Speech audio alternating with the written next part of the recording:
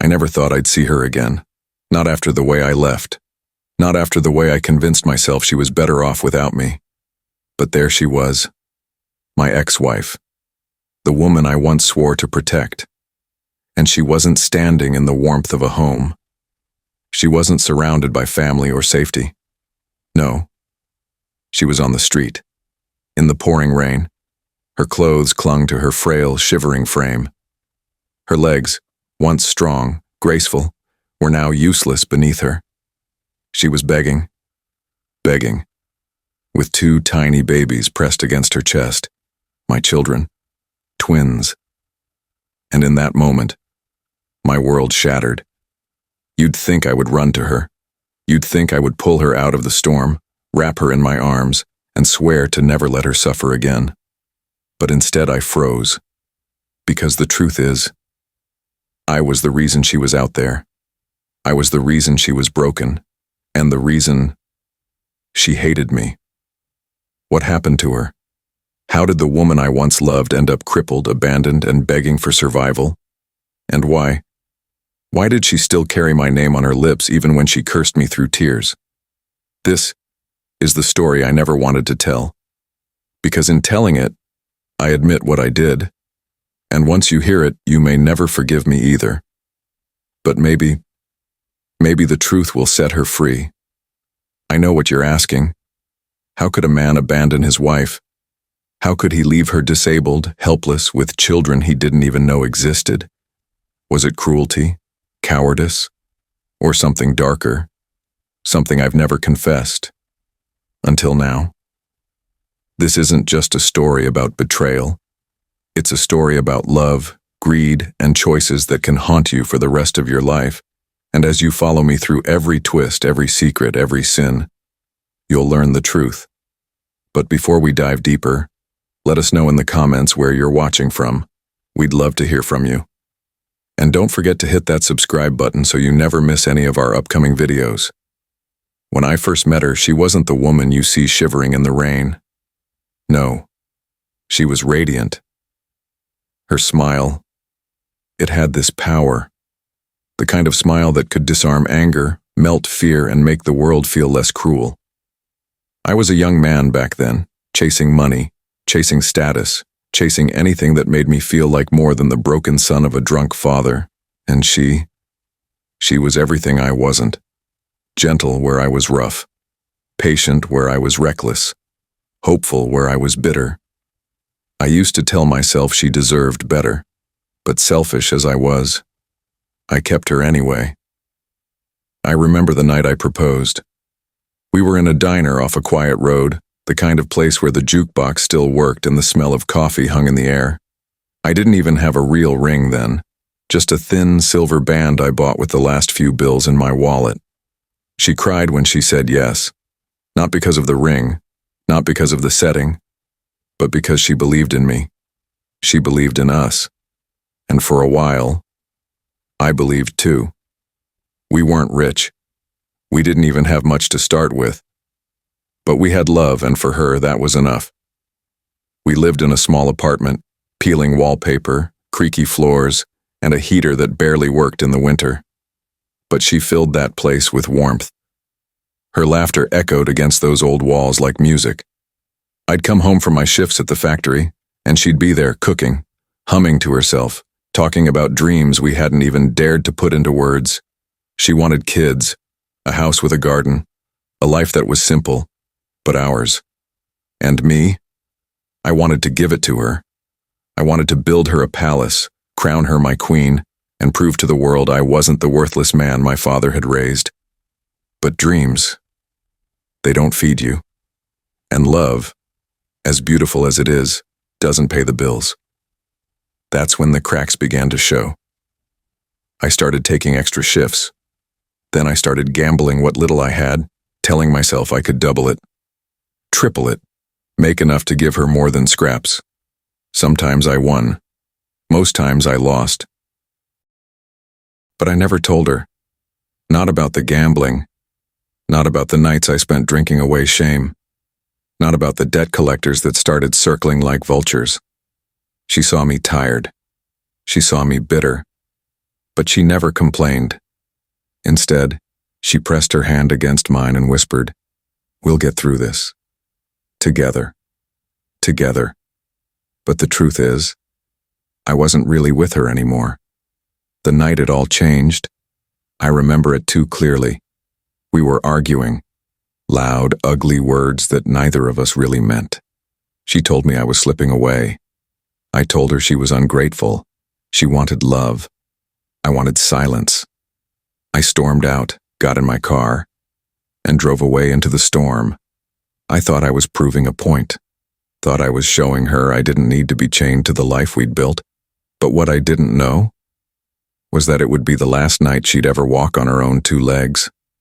They told me later what happened, how she'd gone out looking for me, terrified I'd do something reckless, how she ran into the road, desperate to flag down my car. But it wasn't me driving, it was a truck, and it didn't stop. They said she was lucky to survive. But tell me, what kind of luck leaves a woman broken from the waist down? What kind of luck chains her to a wheelchair for life? When I saw her in that hospital bed, bruised and pale, tubes snaking from her arms, I didn't see luck. I saw the curse of being loved by me. And instead of staying, instead of fighting for her the way she had always fought for me, I left. Coward, selfish. That's what I was. I told myself I was setting her free, that she deserved a man who could carry her, not one who kept dragging her into hell. So I walked out of that hospital room, and I never looked back. Or so I thought. Years passed. I built walls around myself, drowned in guilt, pretended she was living a better life without me. But guilt has a way of bleeding through cracks. Sometimes at night, I'd wake up drenched in sweat, hearing her voice, hearing her call my name. But nothing could prepare me for the day those nightmares became reality. That day in the rain. That day when I saw her on the street, crippled, soaked, clutching two babies so small they barely had breath in their lungs. My twins. And in her eyes, I didn't see the woman who once loved me. I saw hate, betrayal, and something worse. Desperation. What happened in those years I was gone? Whose children were they meant to be? And why did it feel like I was staring at my own flesh and blood? You think you know the story. Man leaves wife, wife suffers, life breaks her. But you don't know what I discovered next. Because the truth about those twins, the truth about how she ended up begging in the rain, was darker than anything I had ever imagined. The night was blacker than tar, the kind of night where the heavens seemed to rip themselves open, pouring their wrath upon the earth. The wipers on my windshield struggled against the sheets of rain, smearing water across the glass like tears. My hands gripped the steering wheel tighter than I realized, knuckles white, as if by holding on hard enough, I could keep my own past from slipping through. That's when I saw her. At first, she was just a shape, small, hunched, trembling on the corner of a deserted street. In the storm's chaos, most people would have driven past without a second glance. Just another lost soul swallowed by the rain. But my gut knew before my eyes did. Something about the curve of her shoulders, the fragile way she tried to shield the tiny bundles pressed against her chest. Something in me recognized her, even through the storm's blur. I slowed, squinting into the downpour, headlights catching the shimmer of her soaked dress clinging to thin, wasted skin. And then, her face lifted. It was her. My wife. No. My ex-wife. The woman I had abandoned. My heart punched against my ribs so hard I nearly lost control of the wheel. Her hair was plastered to her cheeks, matted and tangled, streaked with mud. Her lips trembled, not just from the cold, but from a pain that seemed carved into her very bones. And in her arms, swaddled in blankets that were no match for the storm, were two babies. Twins. Their tiny fists waved weakly, their cries drowned by the roar of thunder. I slammed the brakes, the car skidding to a halt just yards from her. For a heartbeat I could do nothing but stare, frozen between disbelief and shame. She didn't see me, Not at first. Her eyes, wide and desperate, searched the street for strangers who might spare a coin, a morsel, a sliver of pity. But then the light caught me, and her gaze locked with mine. Time stopped. I expected recognition, perhaps even relief.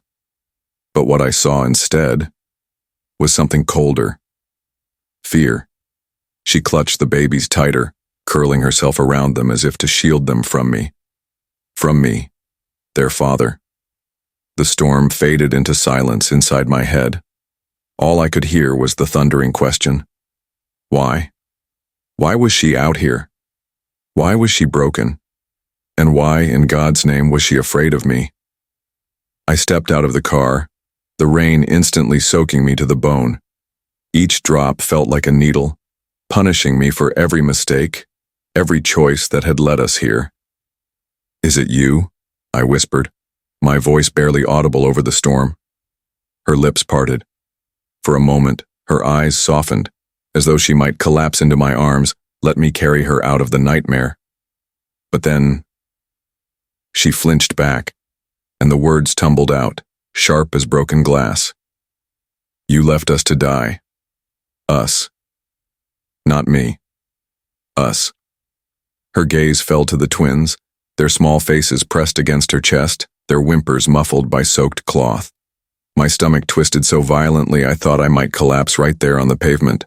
I wanted to deny it, to tell her she was mistaken, that I hadn't known, that when I left, she hadn't told me she was pregnant, hadn't whispered even a hint of the lives she carried inside her. But the truth clawed at me. Undeniable. They were mine. The shape of their eyes, the slope of their cheeks. It was like staring at my own reflection. I staggered back, clutching the car door for balance. My knees threatened to give way under the weight of the realization. I had left her. I had left them. And now here they were, fragile, freezing, abandoned to a storm that cared nothing for innocence. I tried to take a step closer, but she recoiled, her body curling tighter around the twins.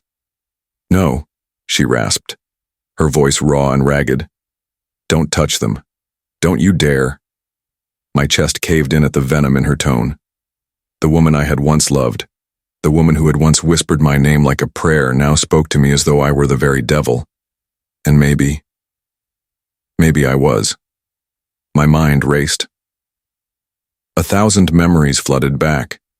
The day we married, her laughter echoing like bells, the way she used to lean her head against my shoulder, the promises we made under the stars, and then, the day it all shattered, the accident, the hospital, her body broken, her spirit dimmed, and me, too weak, too selfish to stay.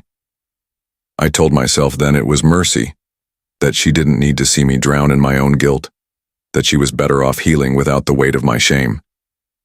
But standing in that storm, staring at her trembling form and the children I never knew, I realized mercy had nothing to do with it. I had abandoned her, and she had borne the cost alone. "Who did this to you?" I demanded, though my voice was shaking.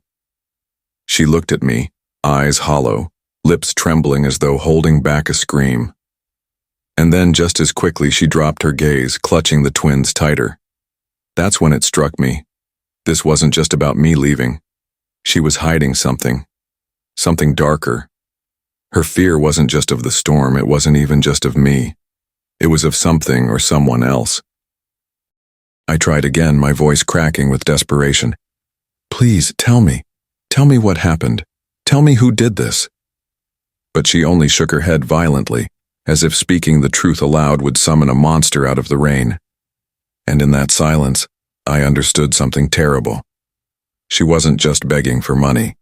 She wasn't just surviving. She was running. Running from something she believed could still find her, even here, even now. I should have pressed her, should have demanded answers. But as I stood there, rain soaking through every layer, I felt the walls of guilt closing in. Because deep down, I feared the truth.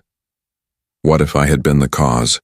What if by leaving, I had delivered her straight into the hands of whatever darkness had broken her further? And what if The children weren't just a reminder of love lost, but of something far more sinister. Her eyes lifted again, and for a fleeting second, I saw the woman she used to be. The strength, the fire, the hope. But it was gone in an instant, replaced by the haunted look of a soul who had seen too much. "You'll never understand," she whispered, her voice almost lost in the storm. "And even if you did, it's too late. Too late." The words echoed through me like a death knell. Too late to save her? Too late to save the children? Too late to undo the sins that chained us both? I wanted to scream, to shake her, to beg for the truth. But my voice betrayed me, strangled in my throat. So I stood there, a man drowning not in the rain, but in the ocean of his own regret, staring at the woman I had once promised to protect. And as the storm howled around us, one truth cut sharper than lightning through the sky. This was no random encounter. Fate hadn't thrown her back into my path by accident. No, this was only the beginning. And what lay ahead was darker than anything I could imagine. I stood there in the entryway, my chest rising and falling heavier than I'd ever felt in my life. The storm outside still roared, rain pelting the windows like tiny fists trying to get in. But the real storm was now inside this house, and it was mine to face. My eyes darted between the maid, soaked to her bones, trembling in the corner, and my wife, my elegant, polished wife, who now looked less like the woman I married and more like a stranger wearing her skin. "Explain this." My voice cracked as the words left me. It wasn't a question. It wasn't even a demand. It was a plea. But instead of answering, my wife raised her chin, sharp, defiant. She smirked, though her hands betrayed her, trembling as she gripped the edge of the marble counter. "Oh, don't be so dramatic," she said, her voice slicing through the air. "She's a servant. She belongs outside. Why does it matter to you if she gets a little wet?" I turned, my gaze locking onto the maid again. She flinched at the sound of my wife's words, pulling the blanket tighter around her shoulders, eyes glistening but lips sealed. Something inside me broke. Because I remembered the look on the maid's face earlier that evening when she served dinner. She had smiled politely, but her eyes had been dim, like someone carrying pain she dared not show. And now, seeing her like this, I realized this wasn't the first time she had been treated this way. "Don't lie to me," I whispered, but my wife laughed, a cold, bitter laugh that felt foreign in this house. "Lie," she echoed. "What lie? That girl is nothing. You give her too much sympathy. She should be grateful we even feed her." Her words burned hotter than the fire crackling in the hearth. Grateful? For humiliation? For abuse? I took a step closer, my voice shaking, but louder this time. "Do you think I don't see what's happening here? Do you think I don't notice the bruises on her arms when she clears the table? The way she lowers her eyes whenever you speak? The way she never eats at the same time as us?" My wife's smirk faltered, just for a moment. But I saw it, that flicker of guilt. And that's when I knew. This wasn't just a single moment of cruelty. It was a pattern, a secret that had been happening right under my nose. My wife, the woman I shared my life with, had been tormenting this girl when I wasn't home, and I had been blind to it. I turned back to the maid. "Tell me," I said softly, gently, like coaxing a frightened bird. "Tell me what she's done." Her lips quivered. Her eyes darted to my wife, then back to me. She shook her head, the fear too heavy. And then my wife snapped. "Don't you dare," she hissed, pointing a finger at the maid. "If you open your mouth, you'll regret it." But in that moment, something shifted in the room. The maid's shoulders straightened ever so slightly. Her trembling slowed. And she looked at me, really looked at me, as though deciding whether she could finally trust someone. Her voice came out fragile but steady. She locks me outside. Sometimes all night. She takes food away if she thinks I made a mistake. Her voice broke, but she forced the words out. She slaps me when you're not here. The words pierced me like shards of glass. I turned back to my wife, who stood with her arms folded, her face hard as stone, as if she had nothing left to hide. You've been beating her? My voice cracked with disbelief. She's a servant, my wife spat, venom dripping from every syllable. Do you think anyone cares about her? She should be thankful I keep her at all. And that was it. The moment everything between us shattered. Because in that instant I realized this wasn't the woman I thought I married. The person standing before me wasn't a partner, wasn't a companion. She was a tyrant hiding behind silk dresses and designer jewelry. And the worst part? I had been complicit, not by action but by ignorance, by not seeing sooner. I took a long breath, my chest aching. Get out, I said quietly. For a moment, neither of them moved. The maid froze, eyes wide, while my wife narrowed hers. Excuse me? She scoffed. You heard me, I said louder now. Get out. You're choosing her over me? Her voice cracked with disbelief. Over me? Your wife? I swallowed hard, the weight of every word pressing on me. I'm choosing what's right. And what you've done? I shook my head slowly. What you've done is unforgivable. Her mouth opened as if to argue, but no words came. Instead, she grabbed her purse from the counter, heels clicking angrily against the floor as she stormed past me, her perfume lingering in the air like a sour reminder of the years I thought I knew her. The door slammed shut, and then silence. Only the sound of the storm outside remained, though even that seemed quieter now. I turned back to the maid. She stood frozen, tears finally streaming down her face. Not from pain this time, but release. Relief. I took a step closer, lowering my voice. You're safe now. Do you understand? You're safe. Her knees buckled, and before I knew it, she collapsed against me, sobbing into my chest. And in that moment, holding her trembling frame, I vowed something silently to myself. This house would never again be a place of fear for her, not while I still had breath in my body. The door had closed behind her, but the echo lingered in the house long after. My wife, or perhaps the stranger I had mistaken for her, was gone. Yet the emptiness she left behind felt heavier than her presence ever had. The storm outside still battered the walls, but inside, another storm had passed. My chest was tight, my breathing ragged, my mind tangled with questions that had no easy answers. What had I been living with all these years? What else had I failed to see? But then I felt it, the fragile weight against me. The maid was still trembling, her small frame pressed against my chest, clutching me as if letting go would cast her back into the storm she had just escaped.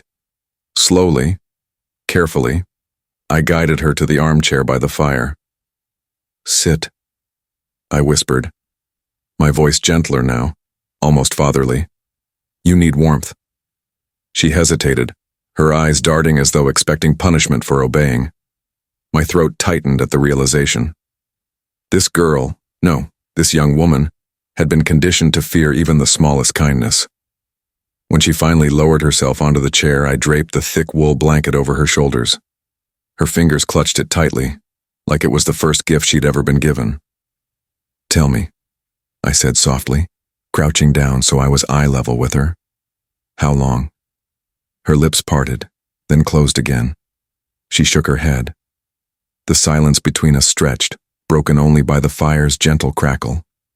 Finally, her voice emerged, faint but steady. Since the first week I arrived, she whispered.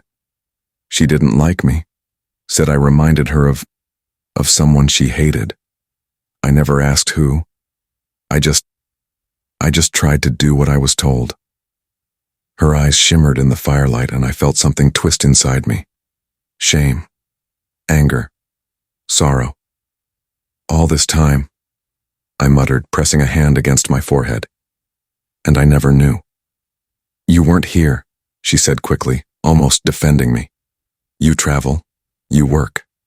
And when you are here, she's different. She smiles. She laughs. But when you leave... Her voice trailed off, and she lowered her gaze. The pieces fell together like shards of broken glass, cutting deeper with every realization. My wife had worn a mask, perfectly crafted for me, while saving her cruelty for when I wasn't watching. And I, blind, trusting, had never once thought to look beneath it. I rose to my feet, pacing the room, my fists clenching and unclenching. No more, I muttered under my breath. No more. The maid flinched at the firmness in my tone, but when I turned back to her, I softened. You'll never endure that again. Do you hear me? Not in this house. Her eyes widened, uncertainty flickering within them, as if she wanted to believe me, but years of mistreatment had made promises feel like empty air. I knelt before her again. I failed you once, I admitted, my voice heavy with the weight of truth. But I will not fail you again.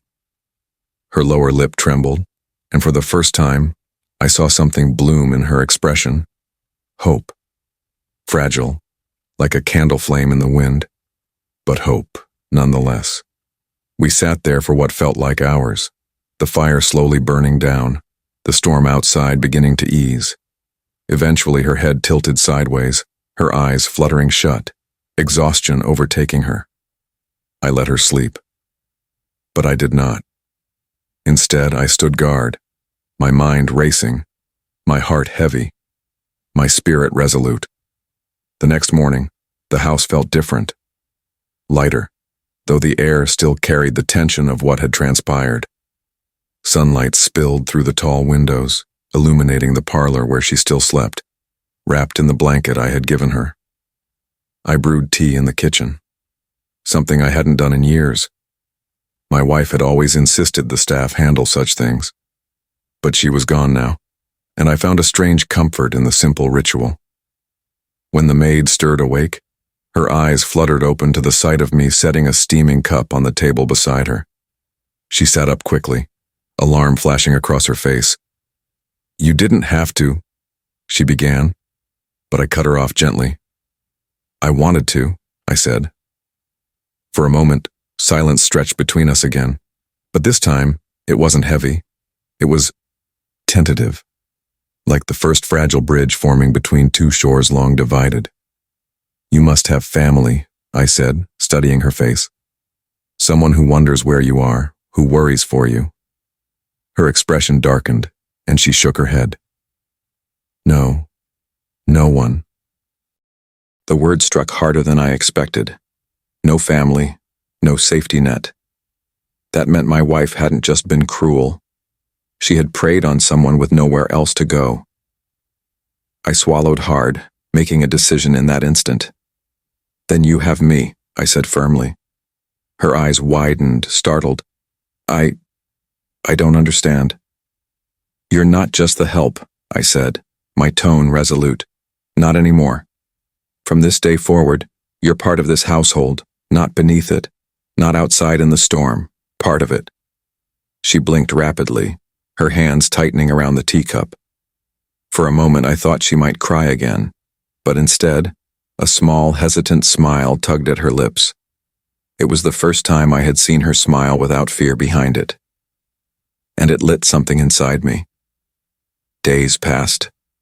My wife didn't return. Not that I expected her to. Perhaps she thought I'd call, beg her back, pretend last night never happened. But the silence was an answer in itself. And I had no intention of filling it. The maid, no.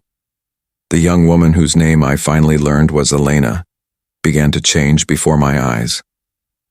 At first she was timid, careful with every word, every step, as though expecting the rug to be pulled from beneath her. But slowly, as the days turned into weeks, she began to relax. Her laughter, soft, melodic, started to fill the house.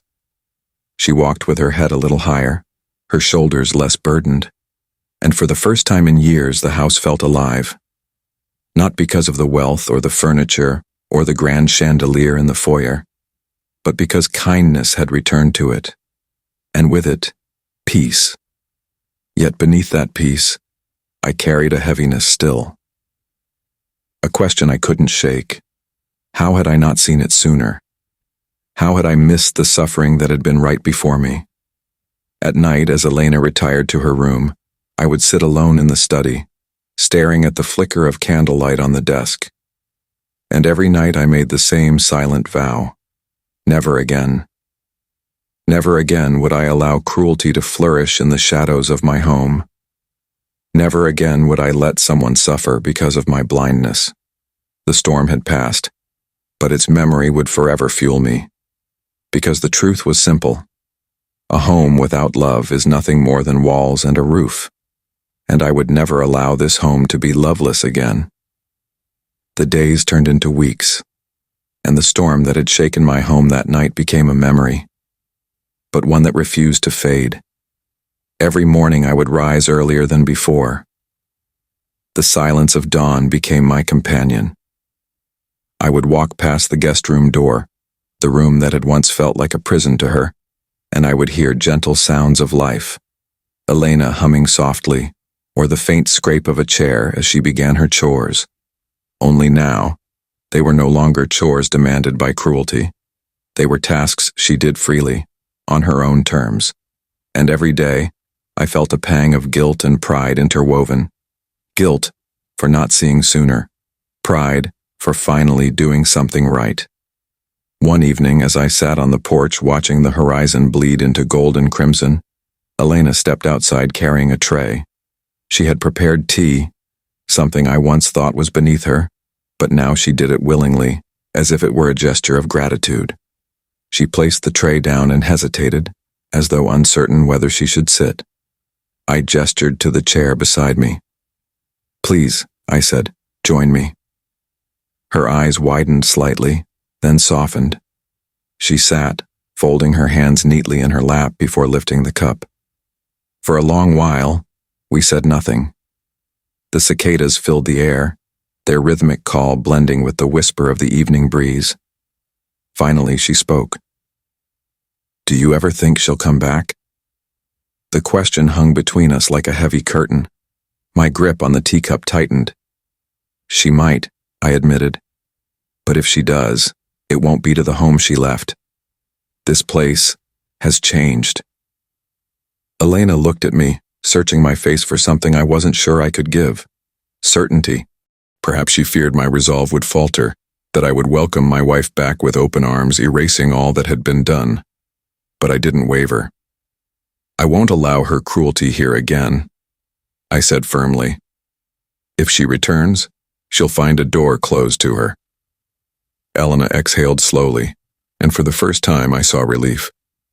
Not the fragile, fleeting kind, but the deep, grounded relief of someone who finally believes the nightmare might truly be over. News of my wife's absence spread eventually. Neighbors began whispering, questions floated in social circles. Some speculated we had argued, others assumed she was traveling. But no one knew the truth, and I never offered them one. Not because I feared judgment, but because some truths are too bitter to share with idle tongues. What good would gossip do? What healing would it bring? Instead, I chose silence. The only people who needed to know the truth already knew it, myself and Elena. Yet silence does not erase memories. Sometimes I would catch Elena flinching at sudden noises, a door slamming, a raised voice from the street outside. Trauma lingers long after bruises fade. I learned then that healing was not a moment. It was a process. So I made it my purpose. When she hesitated before taking food at the dinner table, I reminded her gently, "You are free to eat as you wish." When she startled awake from nightmares, I sat outside her door until she fell asleep again, so she knew she was not alone. When she doubted her worth, I reminded her, "This house is brighter because you are in it." And slowly, she began to believe me. One afternoon, months later, I returned from town to find her in the garden. She was kneeling in the soil, dirt smudged across her cheek, her hands planting bright flowers in neat rows. I paused, watching from the path. Her hair, once always tied back in severe knots, now flowed freely in the breeze. Her laughter, light and unrestrained, carried across the yard as a butterfly landed on her wrist. And it struck me then.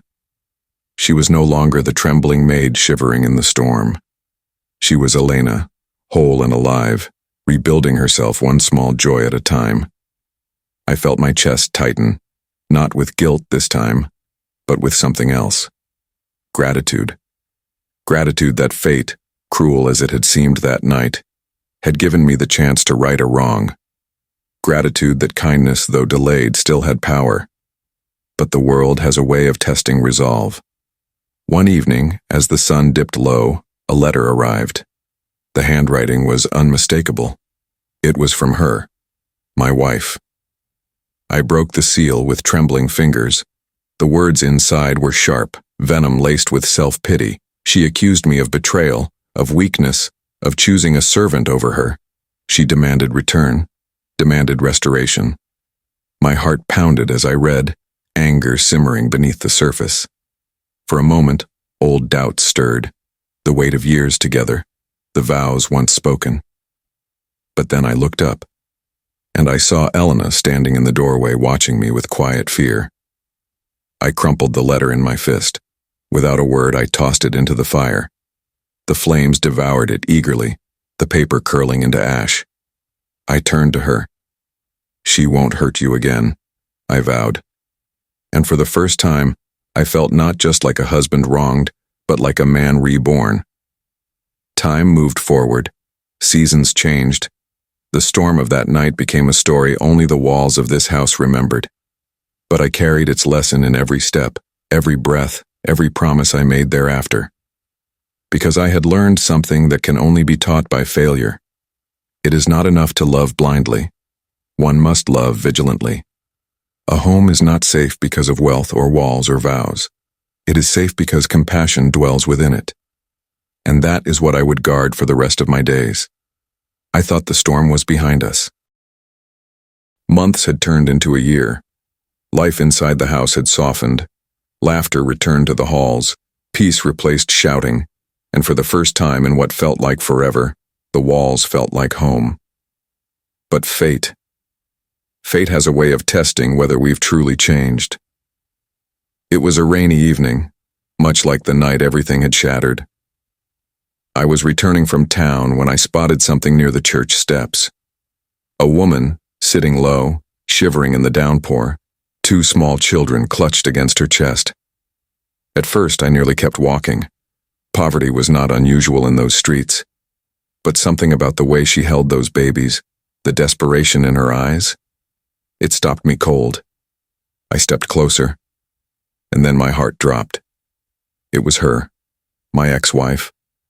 She was gaunt now, her once flawless skin pale and drawn, her jewelry long gone, her designer dresses replaced by rags. The woman who had once strutted through this world with pride now sat on the cold stone steps begging for mercy. And the children. Two tiny infants, twins, their faces streaked with tears as rain trickled down their cheeks. "Please," she croaked, her voice hoarse. "Please, for them." My chest clenched, my breath caught. I should have felt anger, hatred, triumph even. She had tormented another human being, destroyed our marriage, poisoned our home. And now life had turned its back on her. But instead what I felt was sorrow, not for her cruelty. That I could never forgive, but for the innocence of those two children clinging to her. I crouched down, rain soaking through my coat, my voice barely a whisper. "Whose children are these?" Her lips trembled, her eyes darting away. Shame painted her face.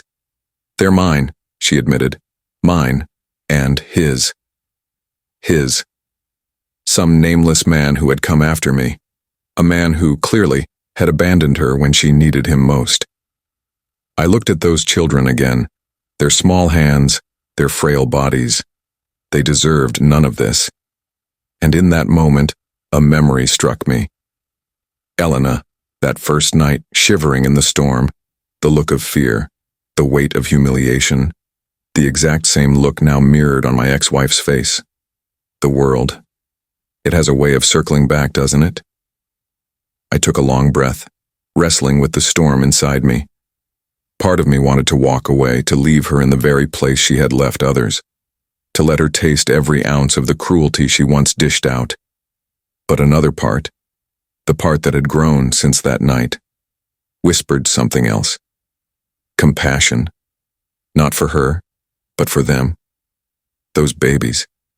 Because if I walked away, who would they become? Would they grow into bitterness, into pain, into echoes of her cruelty? Or could they be given a chance to know love, safety, and kindness? I reached out, slowly. Come with me, I said. Her eyes widened, disbelief flickering. After everything, after what I did to you. This isn't for you. I cut her off, my voice firm. This is for them. She broke then. Tears poured down her cheeks, her body shaking with sobs as she clutched the babies tighter. When we returned to the house, Elena stood at the door, her expression shifting from shock to pain the moment she saw who trailed behind me. Her eyes locked on mine. Questions swirled there. Betrayal, confusion, fear. I raised a hand gently. Trust me, I whispered. And to her credit, she did. The nights that followed were tense, the air thick with unspoken words. My ex-wife stayed in the guest room, her children nestled close. Elena, though visibly wounded by the past, helped me care for the babies, not for their mother's sake, but for theirs.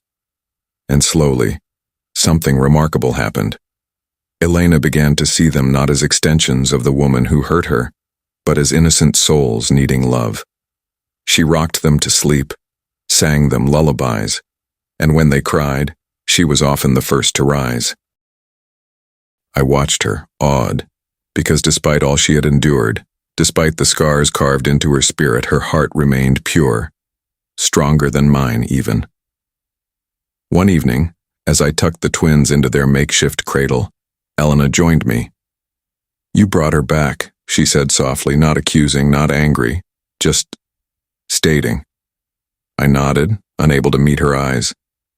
She won't stay forever, I said, but they need us. Elena's gaze lingered on the sleeping children. Her hand brushed their tiny foreheads. They deserve better than the world gave them, she whispered. And in that moment, I knew she had already accepted them. Weeks later, my ex-wife left. She slipped away one dawn, leaving only a note.